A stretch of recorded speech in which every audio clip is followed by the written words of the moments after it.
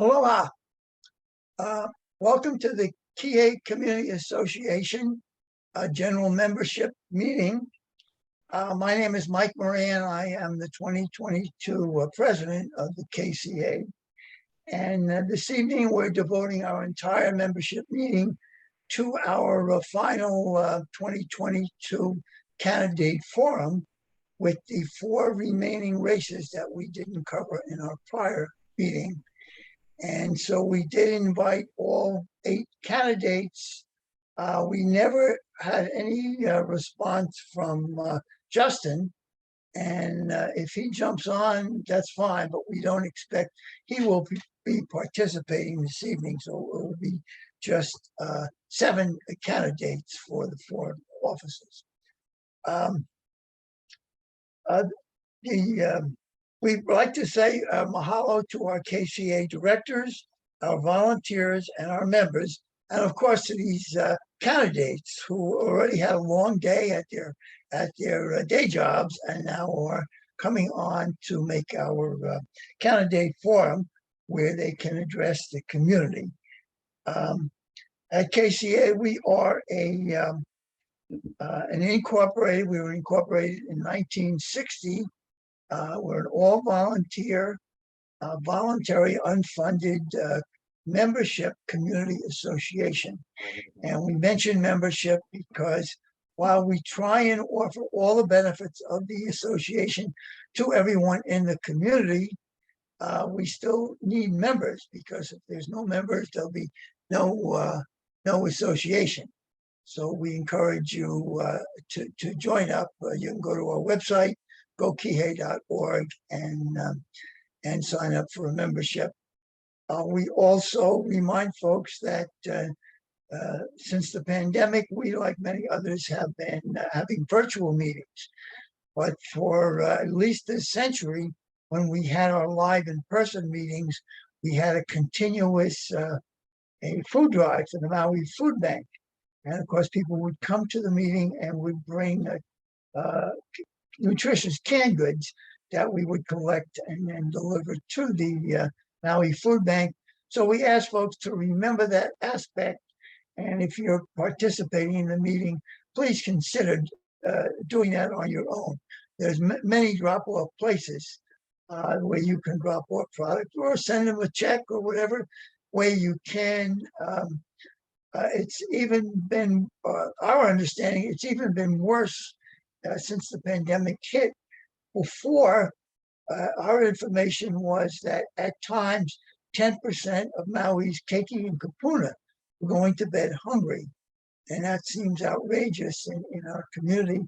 And we're understanding that's even a little bit worse with the pandemic. So please remember to donate to the food bank in any way that you can.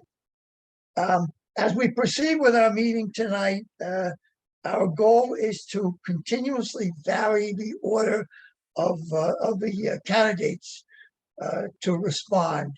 We'll start out with each one will make an opening 1-minute statement, and then we'll go to Q&A, and their time to answer is a maximum of 1 minute.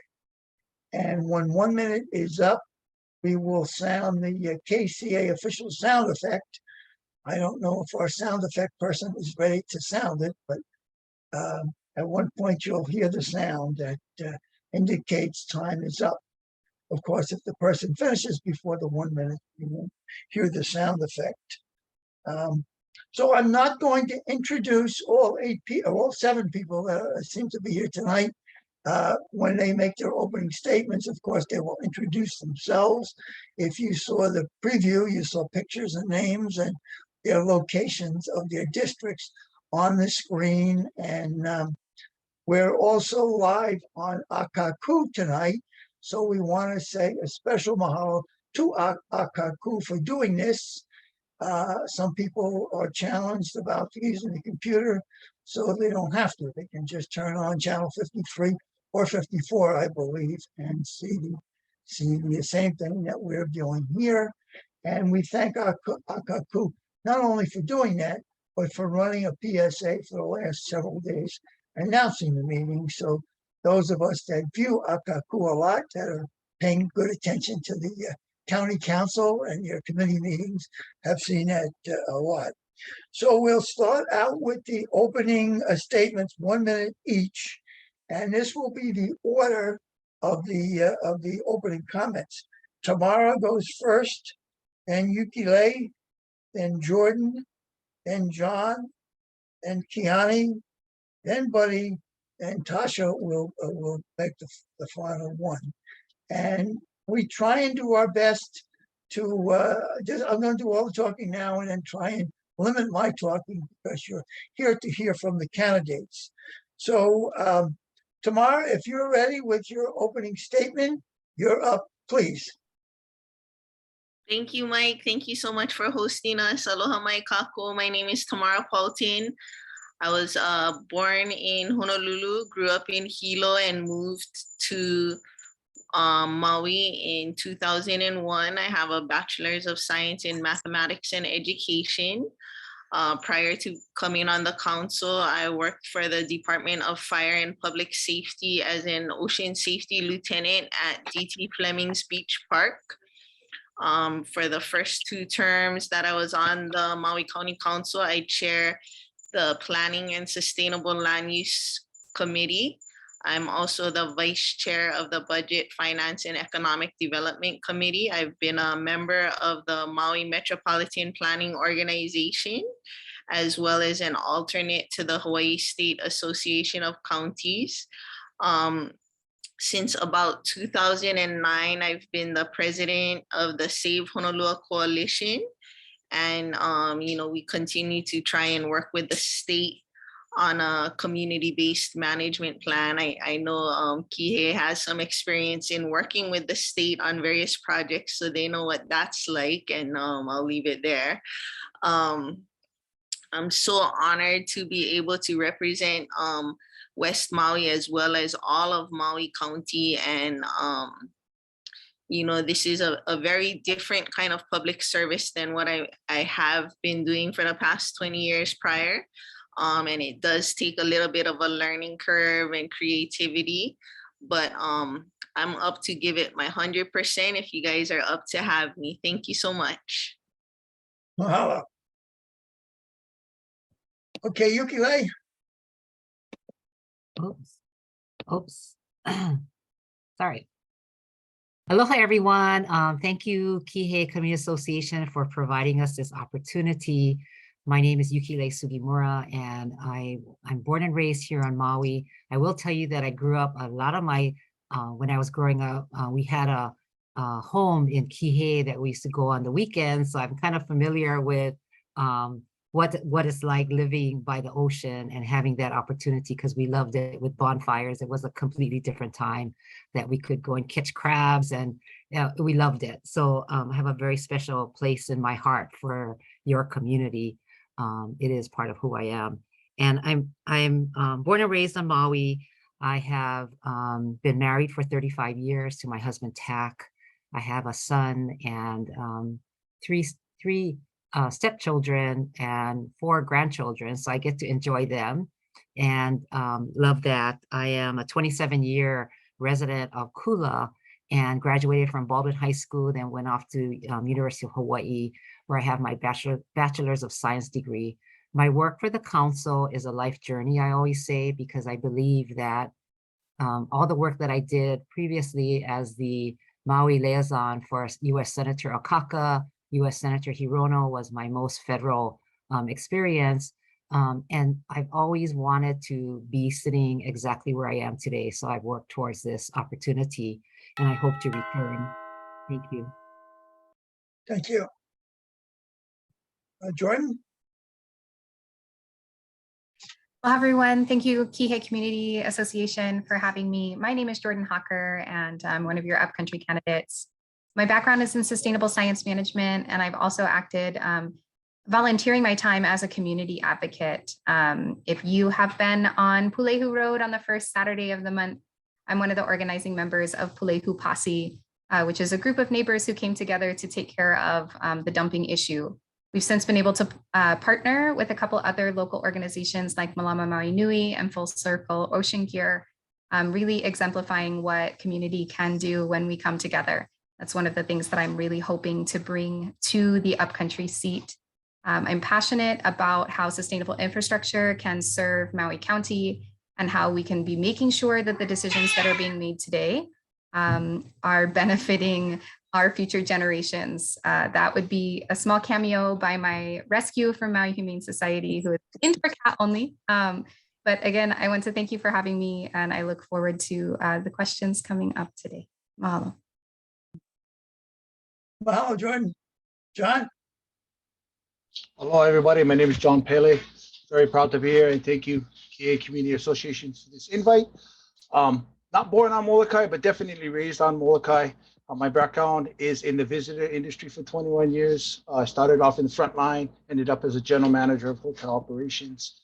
I've been in property management for the last 13 years, and for 20 years combined, I've been a small business owner here in Molokai, including a retail grocery store, and I currently own a restaurant located in Hotel Molokai that employs around 40 to 50 people, depending on where we're at.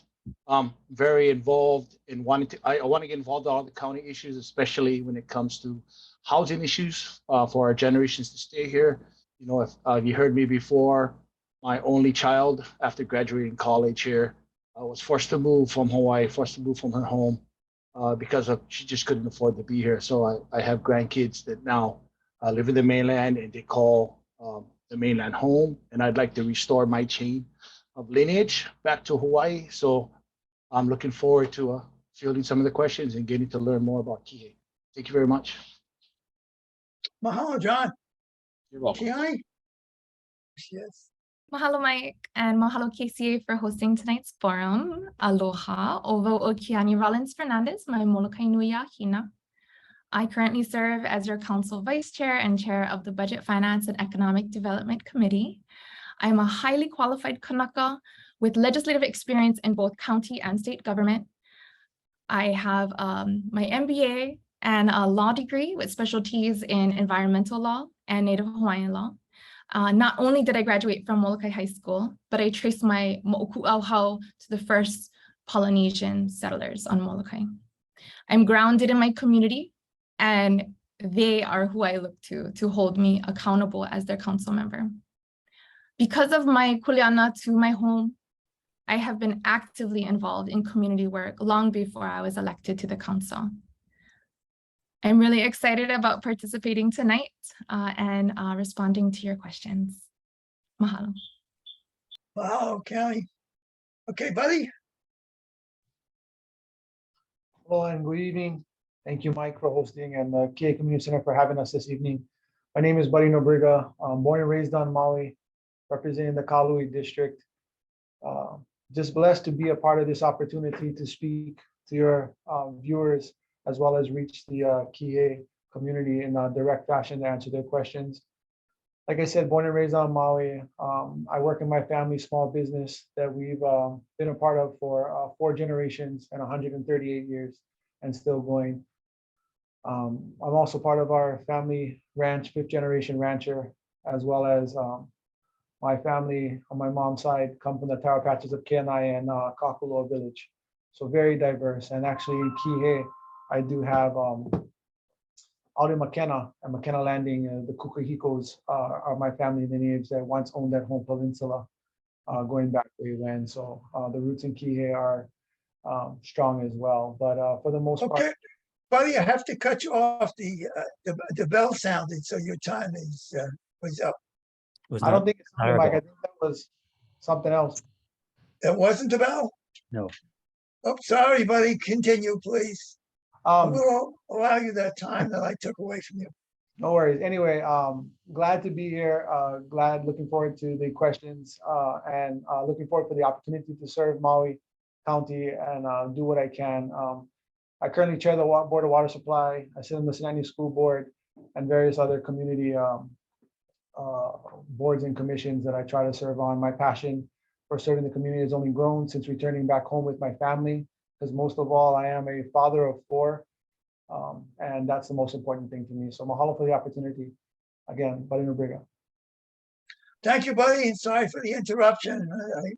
I'm hearing bells. I don't know. Okay, and Tasha, you're the final one to give your opening statement, please. Aloha ahi ahi, Mike and Rob, and thank you so very much for this opportunity for us to be able to come and meet and greet with you all and speak to our community. My name is Tasha Kama. I am the current council member from Kahului. I'm a mom. I have lots of children, myriads of grandchildren, a couple of great grandchildren. But my kuleana has always been to my family, to my God, and to my country. And that is what I look forward to in serving in this county, is to be able to serve our people. Thank you. Wow, Tasha. And I will just tell you guys, you mentioned now I'm watching Akaku in the background on my TV, and everything looks good. And we didn't get any advice from Akaku tonight, so they must feel we know what we're doing finally. So we'll move on to the first question, and I'll give you the order. Tasha, you were last. You're going to be first to answer the question. So it'll be Tasha, Buddy, Tamara, Jordan, Yukile, Kiani, and then John. And our first question, which will pop up on the screen here, and you can read it along with me. Much of South Maui has suffered through countless mud floods, which destroy the Maalaea Bay coral reef system, damage numerous homes and businesses, and create chaos in the transportation infrastructure. If elected, what action would you take to mitigate this situation? Okay, so Tasha, you're up first to answer that one. Thank you very much for the question. And it's not an easy question, at least for me, to be able to respond to, because that's not exactly in my wheelhouse. But what I do know, and what I will tell you, is that I will do whatever it is that is necessary to be able to mitigate the solution, the problem, to find solutions that will work. And that's my response. Thank you. Thank you, Tasha. Buddy, what's your take on this? Thank you for the question, Mike. It's becoming more and more common in South Maui, which is something that we aren't used to. So it's kind of catching us by surprise, and it's causing havoc. I would look to my family. My grandfather in particular really served 60 years soil water conservation for West Maui. And they have a lot of these type of mitigations in place. So I would look to work for, I'm not necessarily use that model because West Maui is different, but a lot of those reservoirs and catch basins to avoid the housing and subdivision areas and are put in place for 20-year, 50-year storms, because that side of the island was once upon a time very plentiful with rain. So now I would take that, look into those and use that experience my family's had to try and address these issues and see what we can put in play with both county and federal funds to accomplish a safer way to catch these floods from damaging our reefs, as well as the housing and roadways that are taking quite a beating with this new happenstance. Thank you, Mike. Thank you, buddy. Tamara, what's your take on it? Mud floods. Thank you for the question.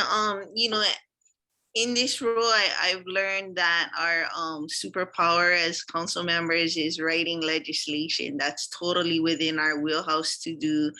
And one thing I would like to look into with the community's help is increasing the drainage requirements. I think for right now, the drainage requirements that I've seen are for a 1 hour, 50-year storm. And it seems that that isn't sufficient. I would like to look into with the community's assistance and the my colleagues, whoever they may be, into increasing that into a 100-year storm and possibly longer than an hour.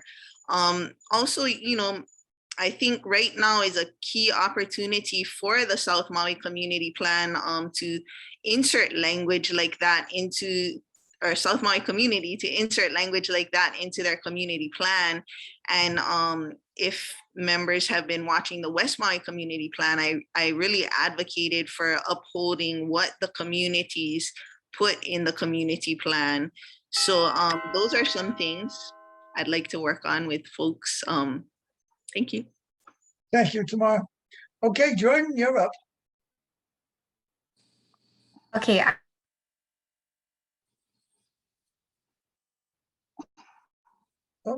Jordan, you froze. Okay, we'll just pause a moment and see if Jordan, oh, can you hear me? yes, hear you now. So we'll start the Okay. clock again. Apologies. Okay, I will begin.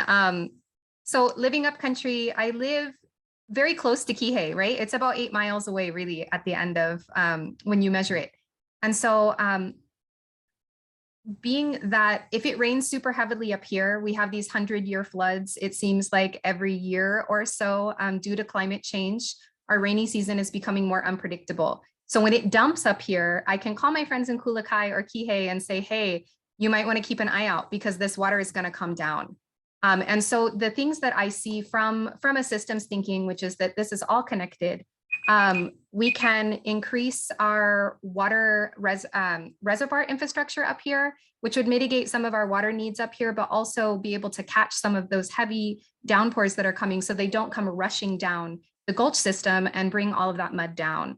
I'd also like to incentivize large landholders between upcountry, where we have steady rain, and Kihei to be looking into reforestation and various plant species that can hold that mud flow from coming down down the mountain. It really is a Mauka to Makai. It has to be looked at that way. And I will stop there. Thank you so much. Thank you, Jordan. Okay, Yuki Ray. Oops. This is my wheelhouse. So I am the chair of the Infrastructure Transportation Committee, and I have Department of Public Works, Environmental Management, as well as the bus system in my Kuleana. And we just had a presentation regarding the South Maui Flood Control Plan, which in the Department of Public Works, it is a plan that the master plan is almost completed. So I wait for it and I will hear it in my committee. But what I will tell you is that Lahaina also has a flood control master plan.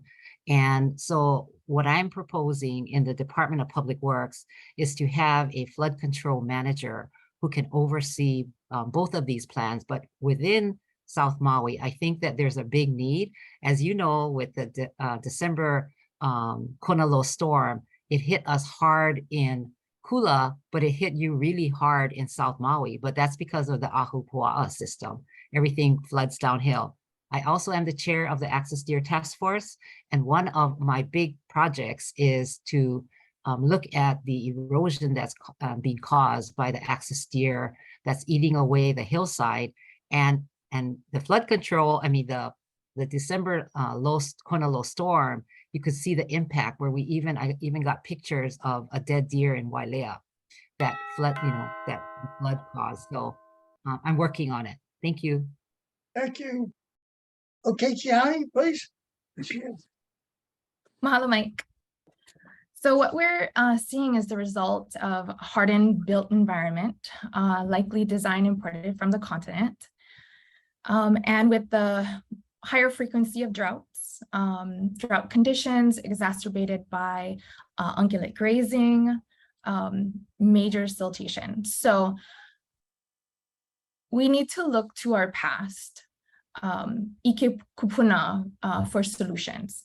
This is place-based practices developed over centuries, which are ahupua management practices, from watershed to wetlands, Maukatumakai, like was said by Jordan, restoring from Maukatumakai with native plants that can hold the soil better. Permaculture techniques that can slow the water flow, maybe implementation of siltation basins. And I echo Member Paulton's suggestion of looking at better legislation for drainage and greenways to work with nature instead of against it. Mahalo. Okay, and John, you have the last word on this. Thank you. Yeah, all great suggestions, and I agree with many of them. I had the opportunity. I took a drive up to Ulapalakua and did some walking around up there, and I wanted to learn. And I agree that the deer problem is heavy. And as I was walking around, I noticed that the grass that they have up there is not, it's foreign grass. It's like weeds. It's been growing in the water. It doesn't hold the water. So I think that is a huge problem, having that rain come down. And I think silt basins, of course, if we could design those above and catch it before it gets to Kihei, we could help solve the problem. But yeah, definitely it starts from Mauka, and that's what I saw when I walked all around Ulapalakua, trying to familiarize myself with the problem that you guys face. Being from Molokai, I needed to get up there and take a look, and it's definitely a problem that starts from Mauka. Thank you. Okay, thank you, John. And I will just interject here. Tomorrow mention the community plan, and tomorrow evening is our first meeting of our CPAC. So yes, we'll have a lot of these same topics tomorrow night live in Kihei. Okay, our second question and the order for answers will be Yukile, Jordan, Buddy, Tasha, John, Kiani, and Tamara. And the second question is, there we go, whether it is labeled affordable, attainable, workforce, or something else. South Maui, like other districts, has a great need for homes for residents. In addition to price, how do you think location of housing projects should factor into the approval process for South Maui projects? Okay, Yukile, you're up first on this one, please.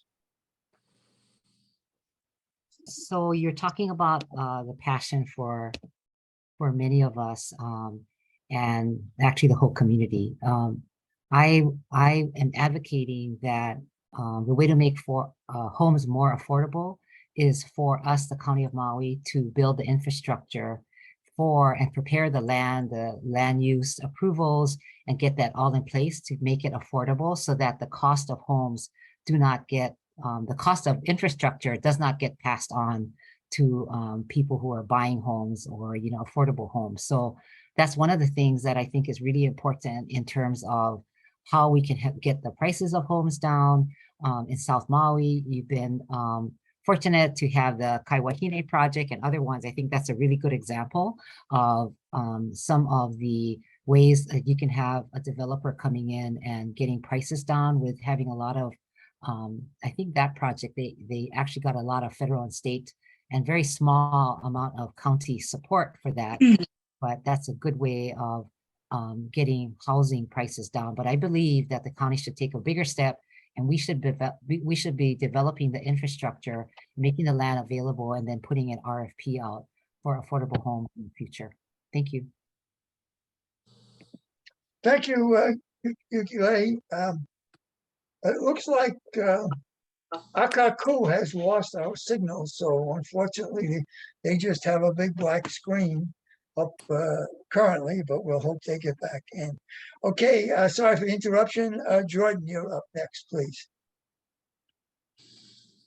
I think one of the main things other than affordability that should be considered with affordable housing projects that are considered for South Maui is location.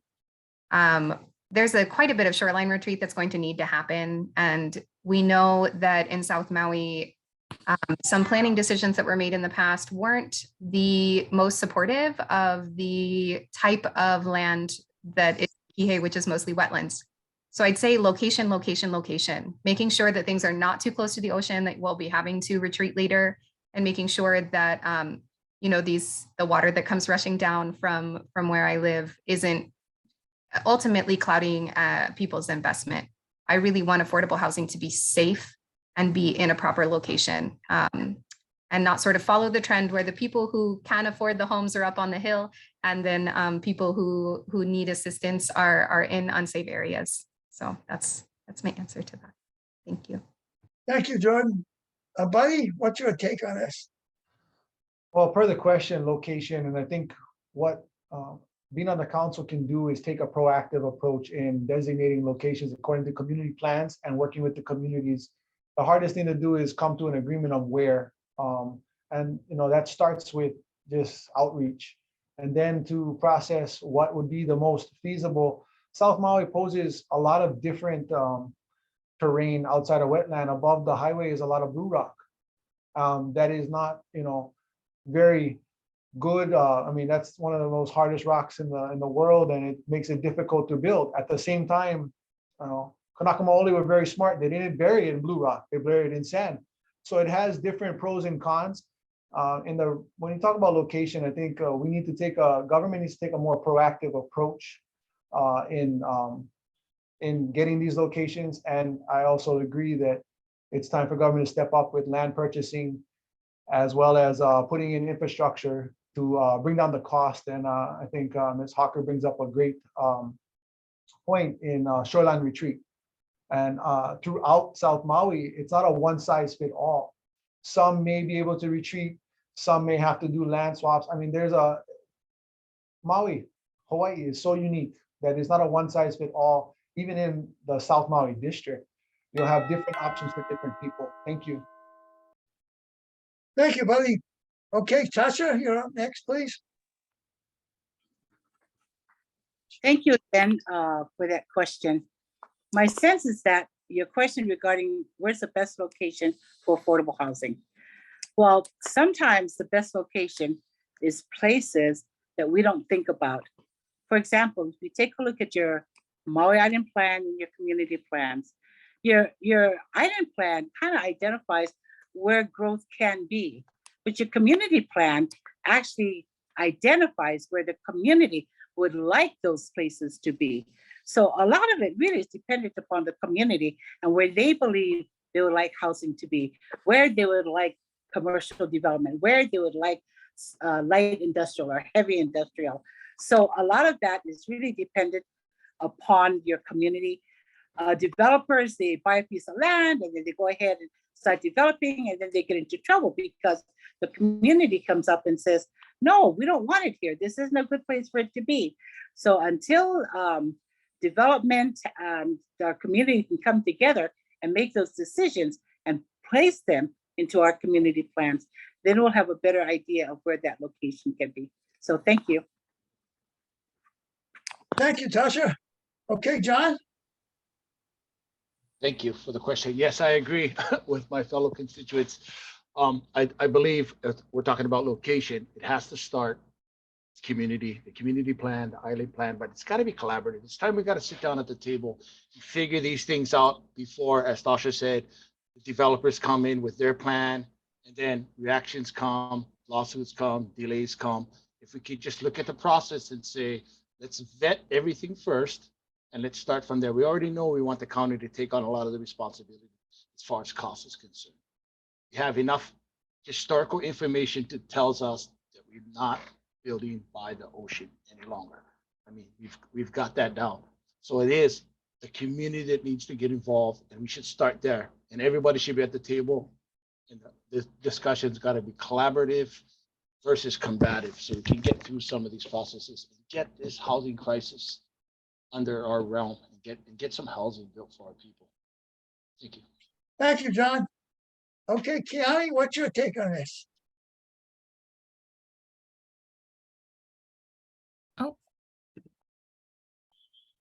There we go. There she Sorry is. about that. Mahalo, Mike. Okay, so I'll echo a lot of what was said already. Health and safety for our people and our environment. We need to keep our community away from harm's way, fire-prone areas, serious flooding, not in the wetlands. Ideally, infill projects would be the best. We strive for more walkable, bikeable towns with live-work opportunities. And like you mentioned earlier, the community plan, which is over 20 years old, will soon be updated, and we'll get to hear directly from the community what kind of projects and what locations they would be supportive of, and it's our communities that we need to represent. And I think, the former Land Use Commission chair said it best. Sometimes the fast route ends up taking a long time and being the slow route. And the slower route that incorporates all of the community's voices ends up being the faster route. So a lot of the fast track projects never got built because they were just rammed through and it didn't have community support, and then it never got built. So going the slow route, taking time to work with the community, like so many of the projects that KCA worked on, we see go right through and construction starts immediately because it's community supported. Mahalo. Thanks, Kiani. And tomorrow you have the last word on this one. Thank you, Mike. Thank you for the question. In preparation for the South Maui Community Plan Advisory Committee, I scheduled a lot of the South Maui compliance reports on various projects. And I think, also channeling our former State Land Use Commission, I'd like to say, to look at all the areas where these projects are already entitled. There's right around the Research and Technology Park, there's a lot of housing entitled there and various areas, and take a good look through the Community Plan Advisory Committee process and choose the locations that are the best based on feedback from the community. I personally think that area around the Research Technology Park is great. It's already entitled, and continue doing what we've started to do, which is, projects that have that widespread support, like Waikapu Country Town or Pulelehua, which offers affordables. That's where we need to be spending our affordable housing funds and supporting those projects to move forward that are already entitled in locations that we can all agree on, and move it forward quickly, because we're really, every day I get emails from folks that just can't find a place to rent, let alone purchase, so I think that that would be the way to go. Thank you. Thank you, Tamara. And yes, a few of you mentioned Dr. Shura. KCA is a big fan of his, and we will be giving him an award at our next final community meeting in November. Oh yeah, he's awesome. Isn't he? Yes. And I'll also mention with the community plan, as Kiani mentioned, over 20 years ago. So yes, our current community plan is from 1998. And obviously a lot has changed since then. And when that community, those volunteers selected, these are good places, sea level rise was not even mentioned in there. So yes, time for an update of that. So thank you all. And we are back on La Kaku when I think when Buddy came on, they were back up with us. So on the next question, number 3, the order will be Tamara, Tasha, Buddy, Kiani, John, Jordan, and Yuki Lei. So the third question is, what are some ideas and solutions you would support to handle South Maui's houseless issue? South Maui still has no shelter. Okay, so Tamara, you're up first on that one. Thank you for the question.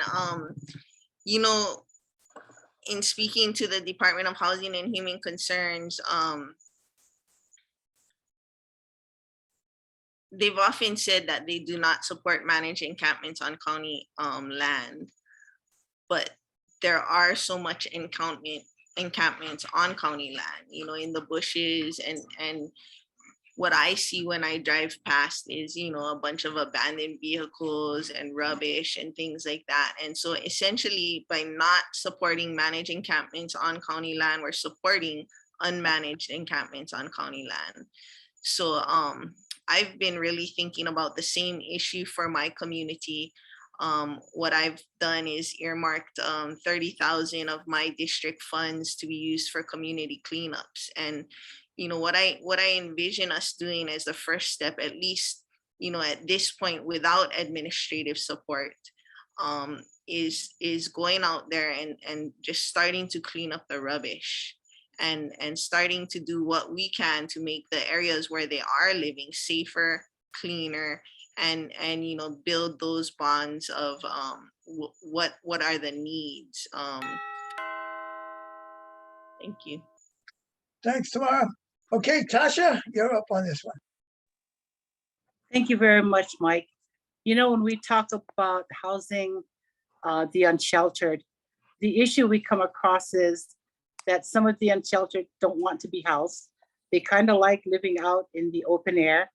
And we have some of our unsheltered who don't realize that they need to be sheltered because they are suffering from things such as mental health issues, right? So what do we do? Because I heard you say, or in the question, that you still don't have a shelter yet in Kihei. Well, is that what you really want? Do you want a shelter? Or do you just want people to be sheltered? And sometimes when we look at housing people, we don't look at what we as individuals can do to bring people into our own homes, into our own spaces, or into our own churches, or that way. We think about this building we're going to go ahead and build, and we're going to put people in it. But we didn't even talk to the people to see if that's what they wanted. And that's how Member King's issue on the parking lot came to be, is because people were already living in their cars. So how do we help to support them? And I think, so the question really isn't sometimes what am I or you or others, but how do we support the people who are there? And maybe we need to go and talk to them about what it is we can do to help them, as opposed to trying to look to us as the answers, because we are all housed. That's not our problem. Sometimes the people who own the problem are always the ones that have the solution. So thank you, Mike. Thank you, Tasha. Buddy? Thank you for the question, Mike. I believe the houselessness or situation is different in every district. And kind of like Tasha said, in different districts, you'll have different climates, you'll have different spaces, which are more conducive to one way or another. And I would look into your community plan and the group putting that together and coming up with creative ways for that district. I really believe that each district is unique and has its own resources and its own connections with everyone in that district. And what is often forgotten, that a lot of the homeless encampments or those people have become accustomed and a part of that community. They really have. You know them, they're not dangerous. They may be suffering from one thing or another, but for the most part, when I go through my neighborhoods or I go through my district, I see the same people. So I always go back to gaining the trust of those people and making them a part of the solution. And I would look towards the community meetings and associations like yourself who have direct contact on a day-to-day basis to kind of guide what's best for South Maui area. Thank you for the question. Thank you. Okay, Kiani?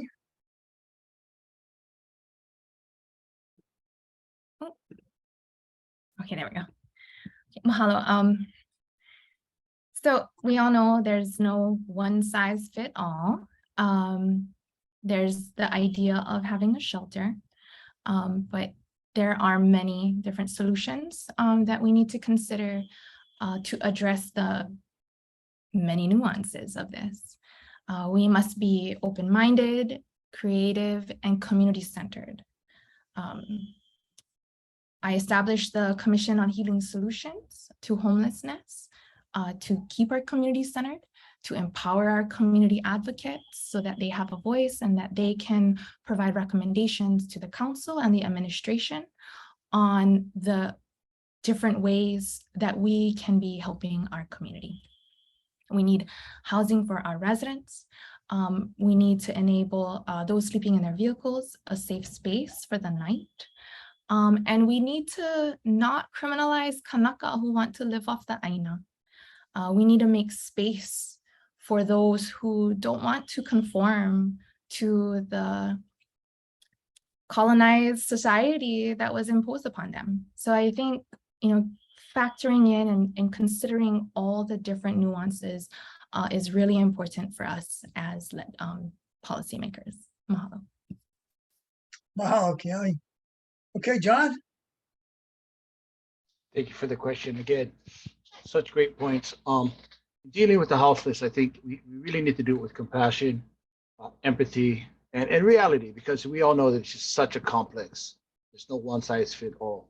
And I really believe having a lot of, I'll be honest with you, I have a lot of family members that are houseless and they struggle.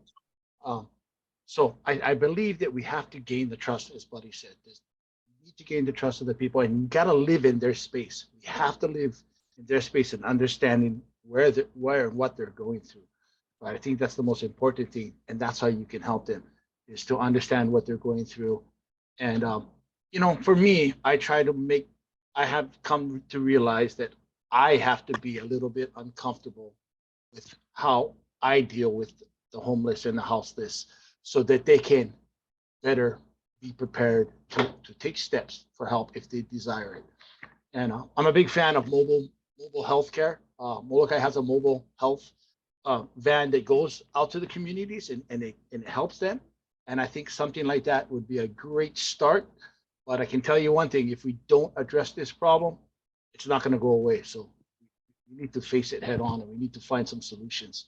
And all the solutions put on the table tonight are all great solutions to start with. Thanks. Mahalo, John. Okay, Jordan?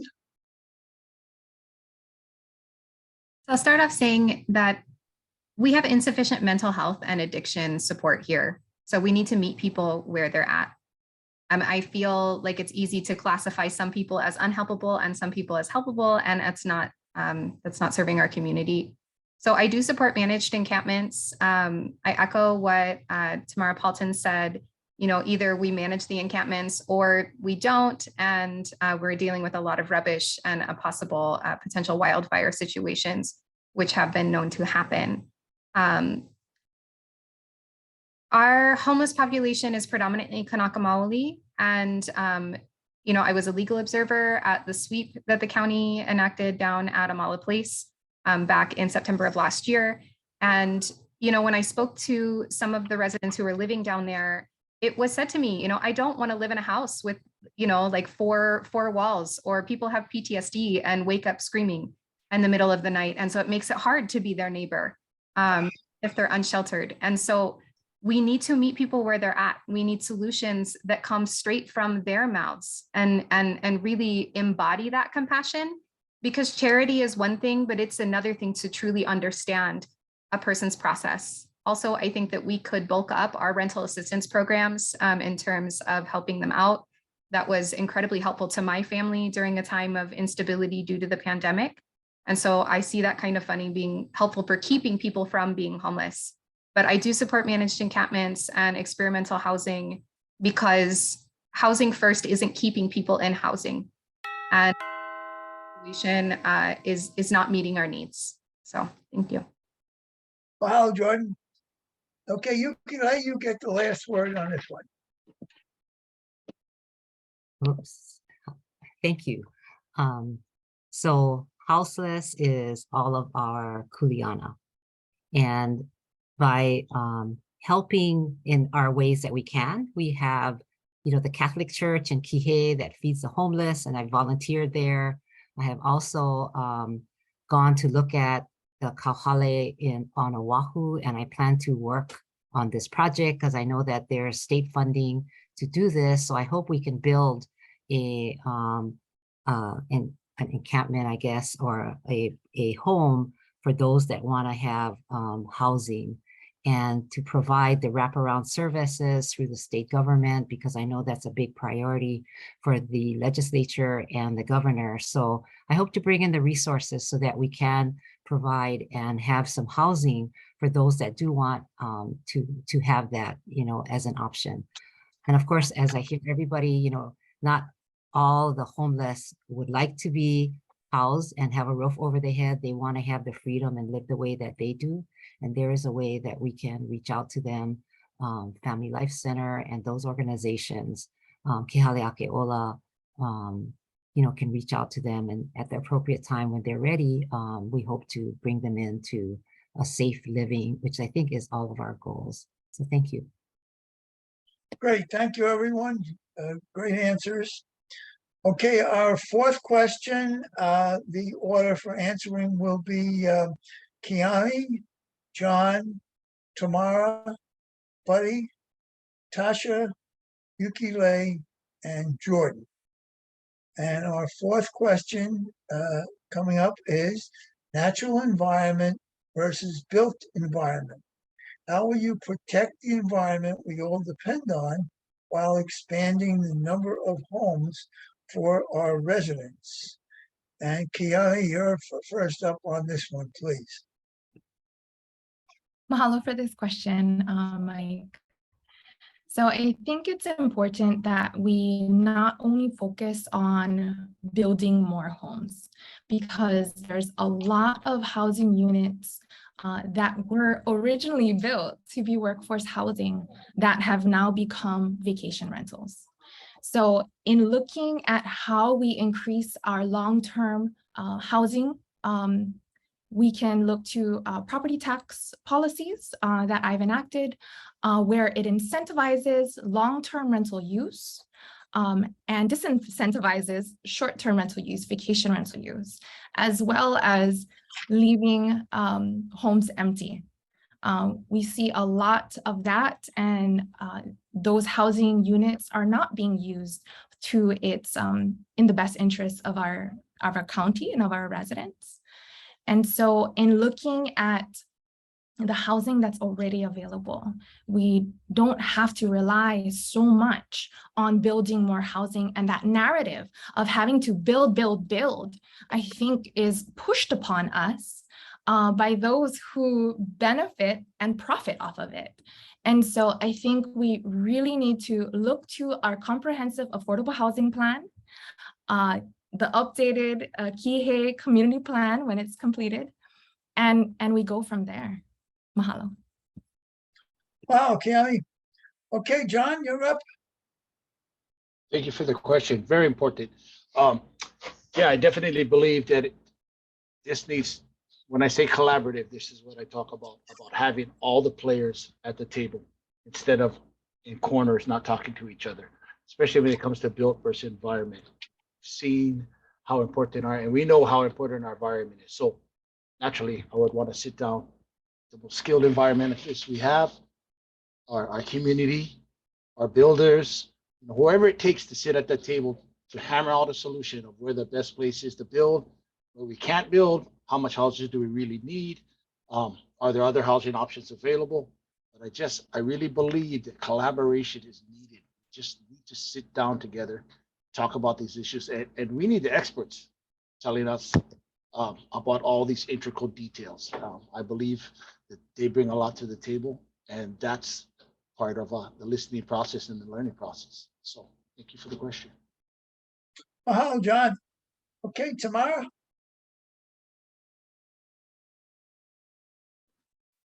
Thank you, Mike, for the question. If I may, I think the perspective that it's the natural environment versus the built environment is the problem to begin with.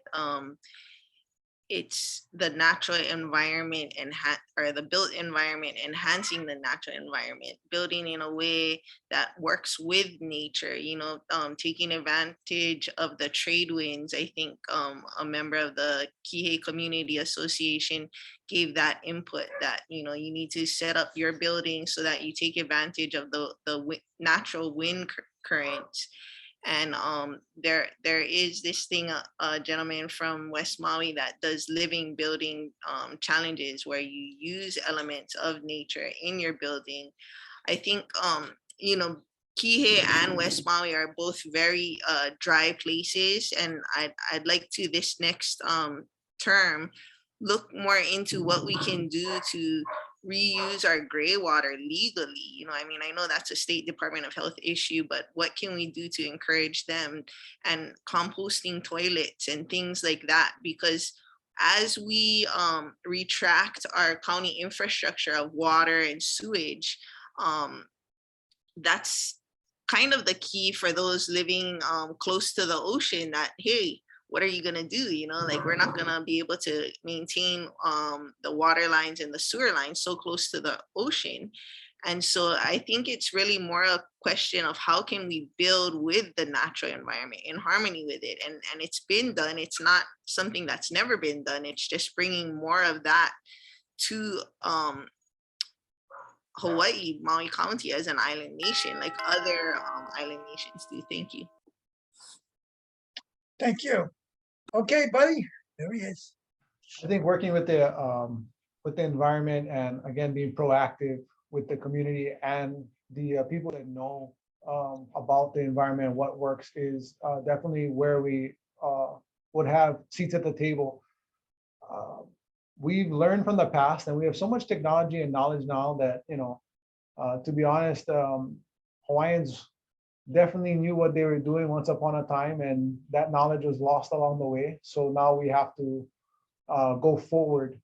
I think with the council, we can be better at our ordinances and legislation to help the process, as well as respecting the environment. And we're at a point where we all are using the word crisis.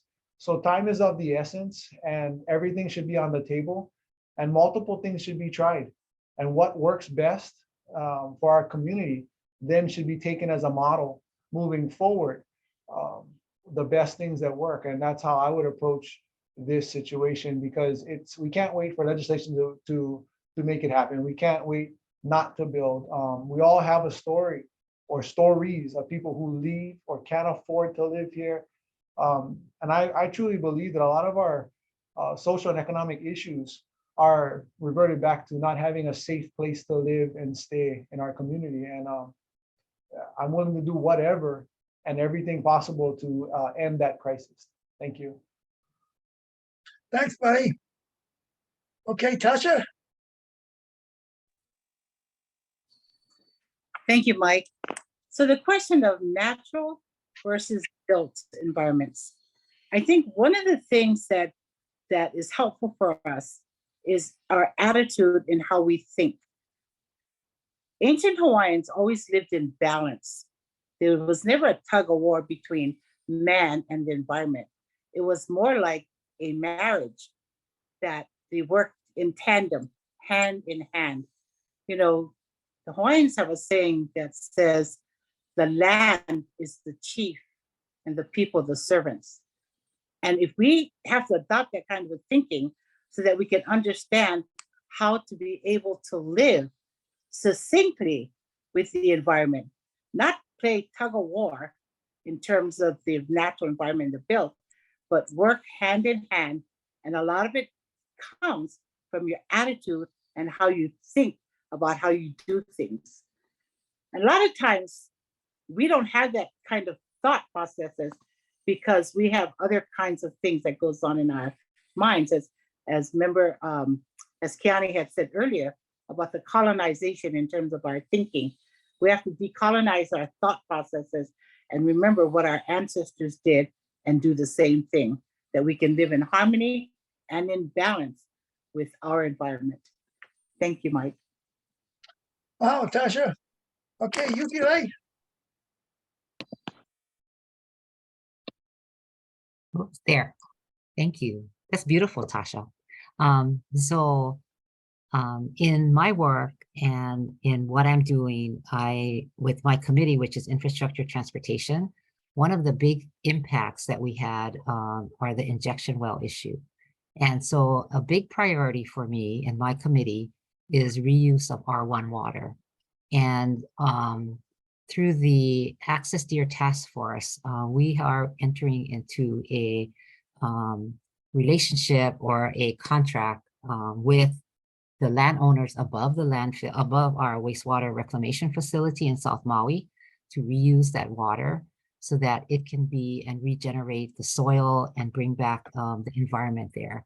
So it's these kinds of partnerships that will help us better utilize our environment and to build homes and balance, thinking about how we can institute programs for solar to electricity and other things that will make us more in balance in terms of working for our housing and not being an aggravation over the surrounding neighbors and properties. So R1 reuse is a big thing with me, composting. I'm on the integrated solid waste master plan working group. And these are the kind of exact things that we talk about for our master plan. Thank you. Wow, Yukile. Okay, Jordan, you have the last word on this one. Okay, so, one of the things that I've heard this election is that if we need housing, government needs to get out of the way. And really, government serves the people. So with the trend that has been happening, which is that developments are being built with not a lot of consideration for how there would be an environmental impact, we can make sure from a policy standpoint that affordable housing and developments that are built have to integrate features that do take away that dynamic of built versus natural environment. There is no reason to be landscaping at this current time with water intensive plants. We have plenty of drought resistant endemic species that would probably love to, beautify any sort of developments that are being built, as well as reduce water usage. I think also requiring that things are built to not necessarily fully to LEED certified standards, but making sure that, yes, living building systems, that any housing that is getting built is first and foremost prioritizing the environment that it's being built in. Because the reality is we can have housing for everybody, but if we haven't taken care of the environment up until that point, it's not going to matter. The environment will stop supporting us if we are not going to build in an environmentally conscious way. And so for me, it comes down to government protecting the things that are in public trust for the people. And part of that is the environment. If we take away all regulations from government and don't protect the environment, then it's going to be a free-for-all because we cannot trust the free market to do what is most environmentally friendly when profit becomes the bottom line. So I think that protecting the environment in policy. Thank you. Oh, Jordan. I have this distinct advantage over all of you that I don't have to do that of hit the camera, hit the mic off and on. And at other forums, when I do have to do it, yep, I'm the one that's taught. The lips are moving, but you can't hear you, and we can't see you. So I have the advantage of all of you, but you're all doing exceptionally well with that. There's hardly a beat in between before we can see you and hear you. So good job. Okay, our fifth question, the order will be Jordan, Yukile, John, Kiani, Tamara, Buddy, and Tasha. So question 5 says moratorium on visitor accommodations, cap on legal short-term rentals. Too many visitors? What is your opinion on managing tourism volume? Okay, Jordan, you're up first on that one. Well, I do, I've got a lot of testimony on the record in council meetings supporting the moratorium on visitor accommodations, as well as the cap on legal short-term rentals. We're in an unfortunate situation where we can't stop people from coming here. But if they find that there aren't any accommodations available and we're enforcing our short-term rental permitting process, then I do think that will reduce the what happens when we have this onslaught of a lot of visitors coming here all at one time. Possibly that will space it out more and allow that impact to be less in terms we're seeing less of those 3-hour long lines at the airport. When it comes to managing tourism, we've got to be smart about it because we are within our limitations. I do support what's been done over the last 2 years because it really has been the voice of the people asking that our county do something because it truly is affecting our quality of life. It's also eroding our infrastructure. So one of the things that I'm passionate about is finding a way to get visitors who are coming here off of our roads, making it more streamlined for them to go to areas that are high in tourism that they're already staying, because our road infrastructure is taking a hit as well as our quality of life. I know that the West Side folks who live over there and in South Maui wait in a lot of traffic. So if we can incentivize more shuttle systems, if we can work on our bus systems and make sure that that is as easy for our visitors as possible, I think that's a step in the right direction. Wow, Jordan. Okay, Yukile. Thank you. There. So this is exactly on our agenda in Tamara Paulton's committee actually coming up this week, and on our council top of mind. So the caps that are being talked about, I believe that caps for visitors should be within the hotel zoning area so that we can keep the visitors in an area that would be managed that way. As you know, Maui, when the airports opened up, they came in droves. And Hawaii Tourism Authority, when I asked them about it, they said they didn't even advertise that Maui was open. It's that people from the mainland were waiting to take a trip and they came to Maui, right? Maui is a beautiful place. And how do you manage that? And I reached out to the bus companies to arrange for special buses to Hana, because Hana was being inundated by individual rental cars, and to find solutions like that. Transportation is part of my Kuleana with Infrastructure Transportation Committee, and we just bought some electric buses. And so we need to improve the number of routes and make it more convenient for people as well as the visitors to use, and to manage the message as well as so that when the visitors come, they are educated in terms of what is the right way of enjoying our island, what is the right way of enjoying, you know, our beautiful scenery, and those are the kind of things I stress and manage. Wow, Yuki. John, you're up, please. Thanks. So considering the moratorium, I'm really not a proponent of moratoriums in general in government. I do come from the tourism industry and I understand the impact that it has. Whether we need more hotels on Maui, yeah, that's kind of questionable. I do recognize the $400 million that industry does bring to our taxpayer services. And so we got to kind of look at that. I'm not a big fan of vacation rentals. I believe that we build destinations and those tourists should be staying in the destinations because they're in our neighborhoods. It's really effective. And it's negatively affecting and impacting our residents. I was on the Molokai Planning Commission. We did a zero cap here on Molokai as far as zoned areas, residential zoned areas, and I strongly believe in that. I also believe that getting better bus systems for our tourists to get them off the road, being more efficient. And as Yuki said, HTEA doesn't need to advertise Maui, right? It advertises itself, and I think we need to start looking at those numbers and managing our tourists so they can not affect our residents. So the impact is pretty heavy.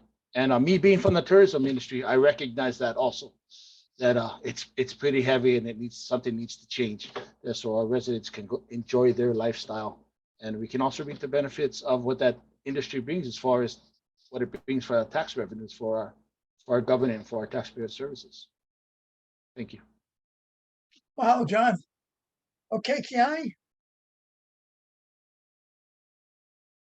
Mahalo for that question.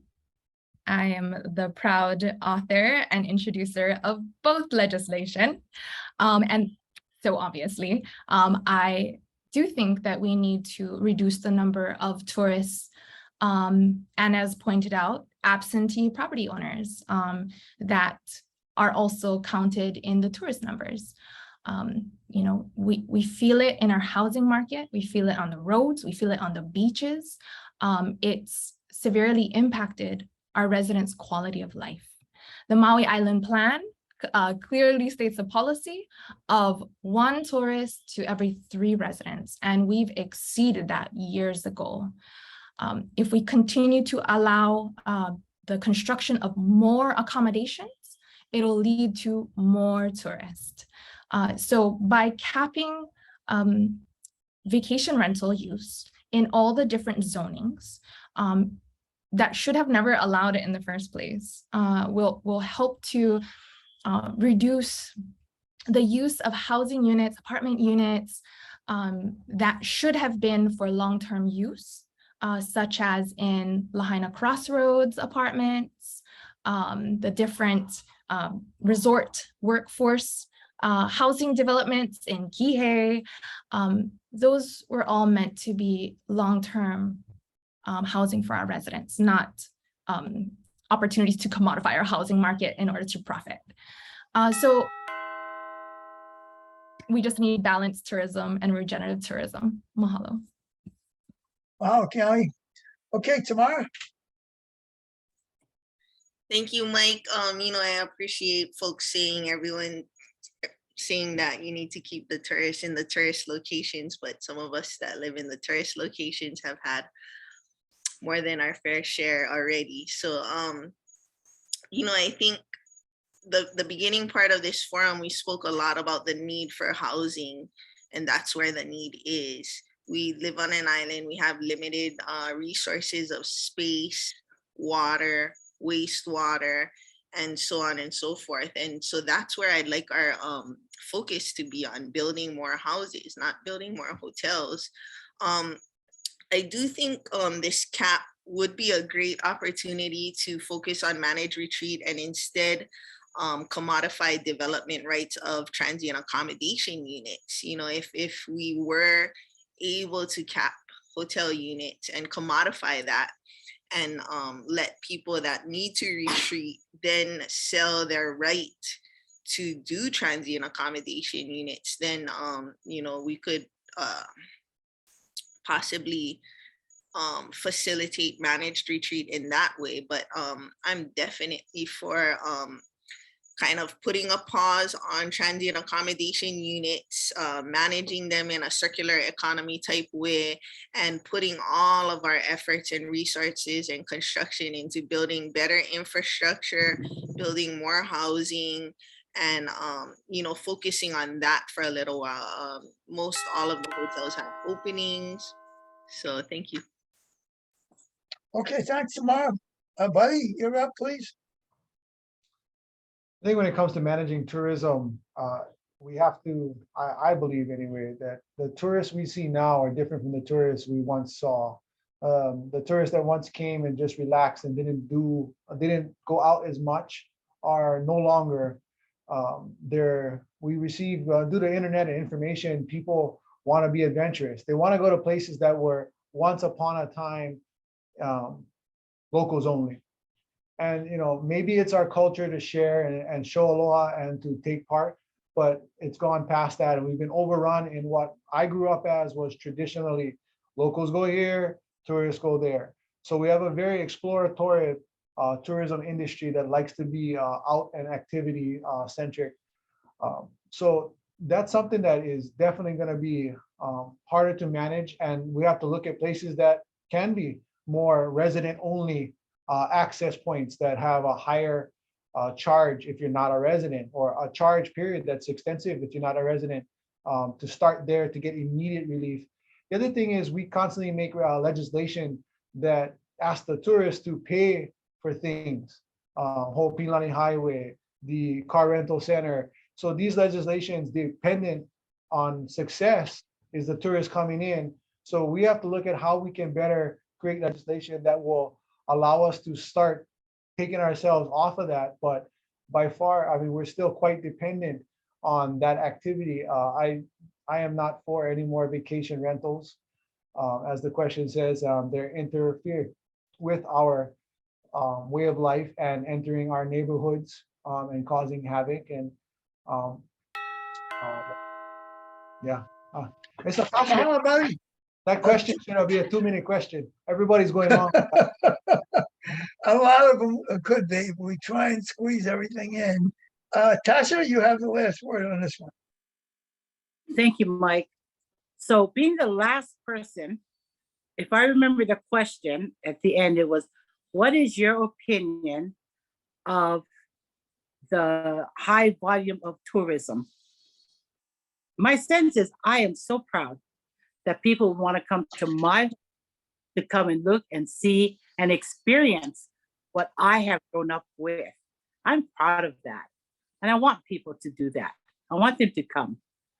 The problem is when visitors come to your home, like when they come into your house, when you're neighbors or visitors, that is your home. And therefore your home has rules. And therefore you need to tell them what the rules are so that they don't overstep their bounds, so that they don't overstay their welcome. And that's on us. That is on us. So my opinion is in managing the volume of tourism is that we need every opportunity we have, whether it's on a plane coming and going, or whether it's in a grocery store, or wherever it is that we're meeting tourists, we have a few moments of an opportunity to talk to them about who we are, what our expectations are of these visitors or our guests. And when we tell them what our expectations are, they have some sense of where we're coming from. So it's not a yin and a yang or a yank and a pull, but it's really us welcoming them and at the same time, letting them know our expectations and what boundaries that we have. Like you would when any person comes to your home and you sit down. Okay, thank you, guys. This is going to be our last question, so we can make sure we have time for your closing statements. And the answering order will be Buddy, Tasha, Jordan, Yukile, Tamara, Kiani, and John. And this is a short question to ask. It may be a little tough to answer, but who are your 3 top campaign donors? Buddy, you're up first on this one. Oh, off the top of my head, I would say it's my mother-in-law, my uncle, and probably one of my other my auntie. They were, so you want their names? No, your answer is fine. That's, it's your choice. We don't grill you and follow up. You just ask for your best answer to these questions, and we know this can be a tough one. Okay, Tasha, you're up next. Thank you, Mike. So I would have to say that my top 3 campaign donors are trades, unions, and tradesmen, unions, and because they all gave about the same, contractors, builders. So is that sufficient without the names? Yep, that's fine. As I said, it's tough, and it's this is one if some people feel we should give you the questions ahead of time so you can do research, but we feel this is at least fair that nobody gets the questions ahead of time, and sometimes they're tough to answer, so you just give your best answer. Okay, Jordan, what's your answer to this one? So my top donors are actually philanthropists who are starting the Taryn James Young Foundation in the 2 Kihei residents, Sular James and Genesis Young, as well as small business owner Mark Rediker. Those are my top donations, and the rest of my donations are working class people. They're relatively small. So that makes up the bulk of mine. Wow, Jordan. Yuki Ray, you're up next, please. Thank you. So my top supporter for what I do is always my husband, and so my family.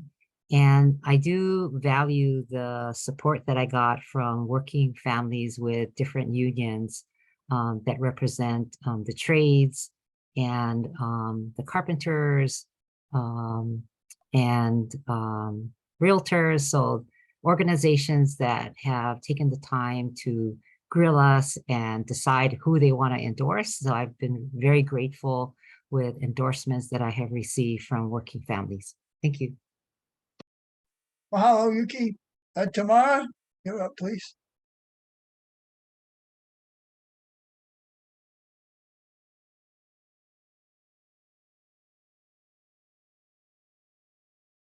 No, we can't hear you. You're muted, huh? Sorry, my bad. My top two are Realtors Association of Maui and Local 3 Operating Engineers. And then for the third place, it's like a 10-way tie. Unite Here, Local 5, Ravi Buga, Mike Williams, Linda Love,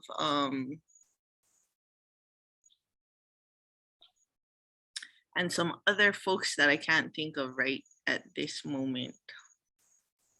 That's fine. Again, I said out to everybody, that's probably the toughest question in many ways. Okay, Kiani, what's your answer to this one?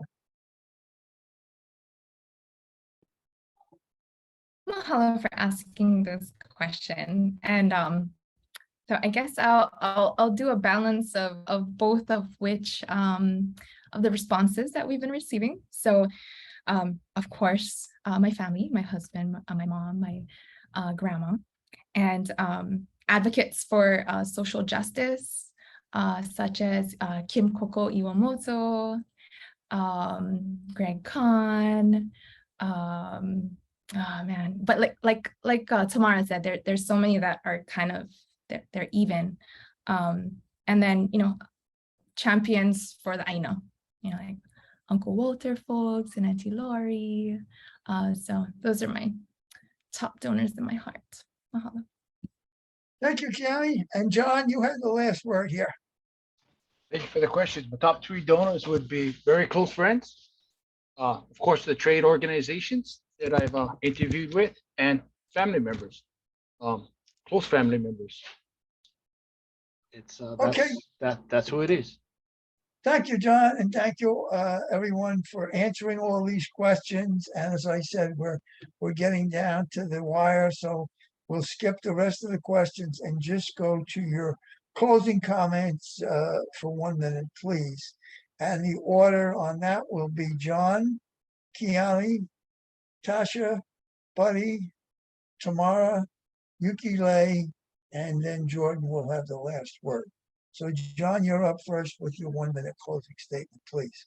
Well, thank you very much, and mahalo for everybody for allowing me this opportunity and actually getting to learn about different areas and different communities. And KCA Community Association is one of them. Being from Molokai and being from a canoe district, it is my responsibility to learn as much as I can about the different districts in Maui County, which we represent. And I really look forward to serving if I am so lucky. And I look forward to learning more about all the districts, especially hearing the comments from the KCA Community Association and other members of the KCA community and communities throughout the county. And thank you very much for this opportunity. Wow, John. Kiani, your closing statement, please. Mahalo. Mahalo again, KCA, for hosting tonight's forum. I've worked hard with our residents and will continue to do so.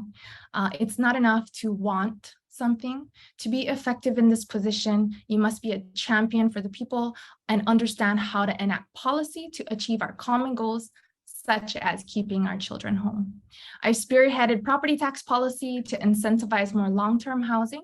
Together with our community, worked with MEDB to update our county comprehensive economic development strategies and develop workforce for our renewable energy with Ho'ahu.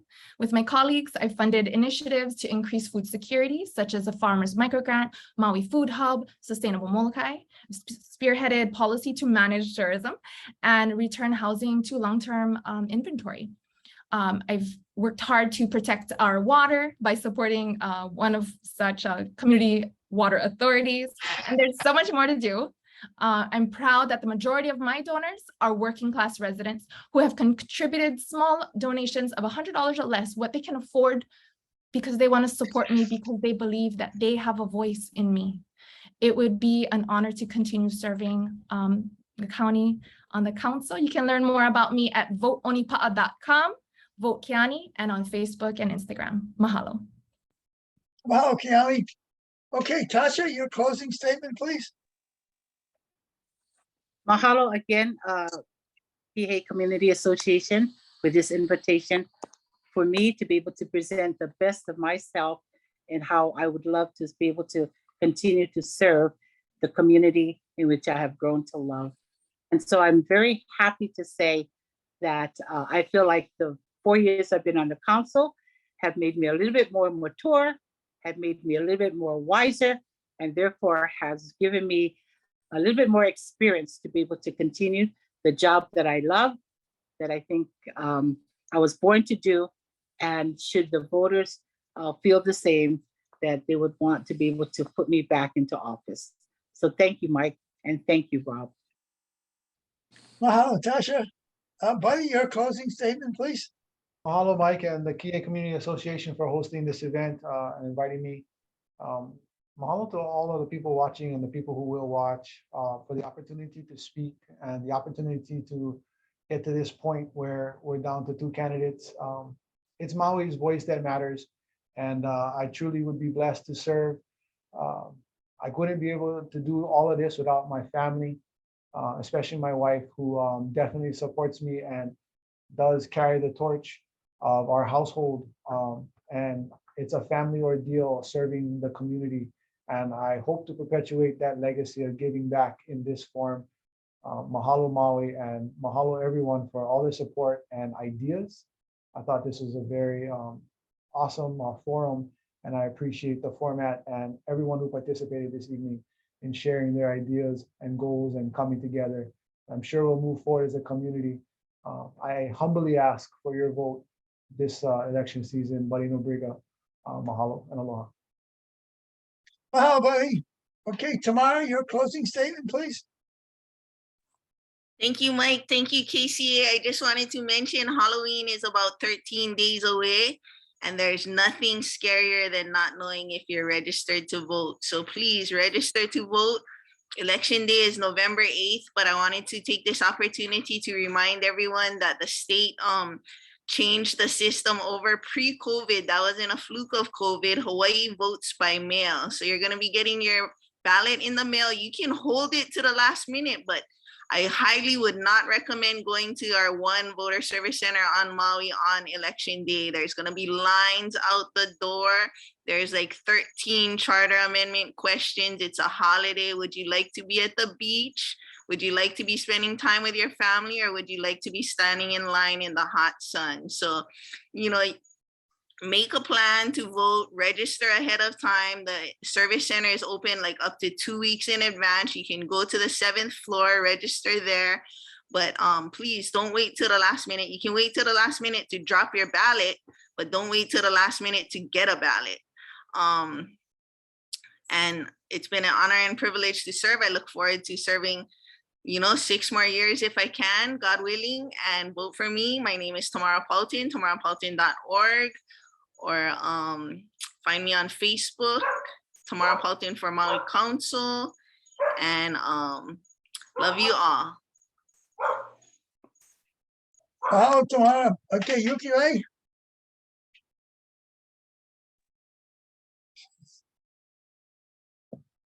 Thank you. So in closing, what I would like to share is that I checked on something that I think is very important to South Maui. and that you're going to get your traffic signal, your traffic light at Mikioi and Pilani Village. And I checked, and the equipment's arriving in December, so it should go up sometime early of next year. I think that's a huge safety issue for South Maui. I also wanted to also let you know that from talking to your community as well as my community, that the talk about having the upcountry road, and I would always say when I was asked that opportunity left us when U.S. Senator Dan Inoue passed away, but I am going to be talking to Senator Brian Schatz and Mazie Hirono. I think Senator Schatz has a big place in the Senate and the at Congress. So I just want to announce those two things because I'm pretty excited about putting that on my to-do list for years to come. I am Yukile Sugimura. I'm your council member, and I love this work. I am here for you. If you call my office, I will share with you my cell number. It's 808-870-8047. Anyone can call me. I'm accessible. I open up a table once a month at the Upcountry Farmers Market, and people come and visit me with their tax forms or have different questions, so I can help them work through the bureaucracies of government if I could, or answer questions and enjoy just the upcountry beauty. So thank you very much. My name is Yukile Sugimura, and I would love to represent you again. Thank you. Well, Yukile, and Jordan, you get the last closing statement, please. Thank you, Mike. Thank you, Kihei Community Association, for having us all and for posing questions that are so timely and pertinent to what we're going through. I'm a problem solver. When I encounter things that are difficult, I don't back down. I seek solutions that work for everyone involved, and that's what I want to do on the council. We need people on the council who are going to make decisions that we are not bailing ourselves out of 50 years later. Currently, the status quo is not cutting it. And when I lost my job due to the pandemic, which was in the tourism industry, I made it my job, my unpaid job, to pay attention to what was going on in the county council. I've had countless hours testifying and paying attention to what's going on and things that have been done, supporting good initiatives, as well as seeing what can be done better. I want to problem solve on your behalf. I want to keep your keiki in mind, and I want to build a better future for them. So please vote Hawker for Country. Thank you for your listening today. You can go to Hawker, 4MauiCounty.com, and check me out. Have a good night. Mahalo, Jordan, and mahalo to everyone. Tonight, our timing was exquisite because we heard from all of you, and I'm out of time, so you don't have to hear from me anymore. We thank everyone for participating. Our final KCA meeting is November 15th. We're always on the third Tuesday of the month, but this was our final candidate forum. And again, the timing is right because the ballots, as you mentioned, should be coming in the mail in another day or so. So we gave the opportunity to hear from all of the candidates that were interested in presenting. So we thank all of you. And again, we remind everyone, please help those that are in need. Our goal is through the food bank, but any way you can help those that are a bit less fortunate. And you guys all did outstanding tonight. Everything was right in place, and that's why we're able to finish on time. And I have actually 8:01, so Akaku kept us on for the additional minute. But thank you, everyone, and best of luck to candidates. And yes, if you haven't registered already, please do and vote for all 9 council races. Mahalo, everyone. Hui ho. Mahalo, Mike. Ahui ho. Hello. Ahui ho. Hui ho. Good night. Mahalo. Good night. Malama pono.